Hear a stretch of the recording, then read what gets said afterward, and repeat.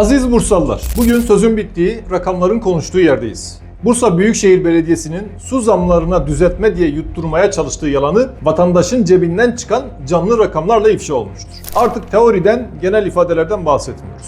Somut gerçeklerden bahsediyoruz.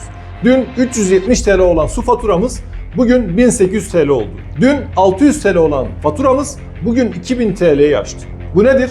Bu %200, %300'ü aşan çılgın ve zalimane bir artıştır.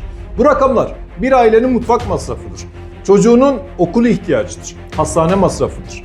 Bu ne bir düzeltme ne de bir güncellemedir. Bu apaçık bir gasp katmerli bir zulüm ve vatandaşa karşı işlenmiş bir ekonomik şiddettir. Artık gülümseyin Bursa'dasınız diyemiyorsunuz.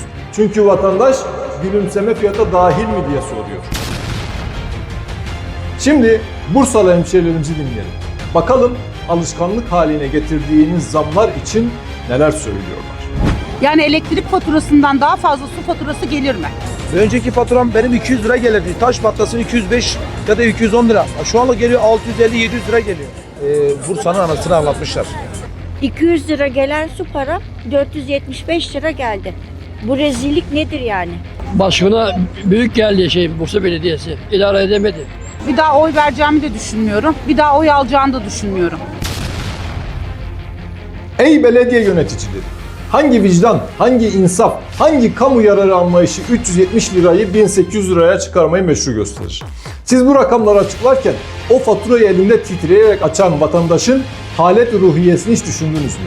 Acaba bu ay nasıl ödeyeceğim endişesini hiç hissettiniz mi? Hüdapar Bursa İl Başkanlığı olarak bir kez daha bu insanlık, ahlak ve hesap dışı zammın derhal ve kesin olarak iptal edilmesini talep ediyoruz. Halkımızın yanındayız ve bu haksızlık düzelene kadar da yanında olacağız.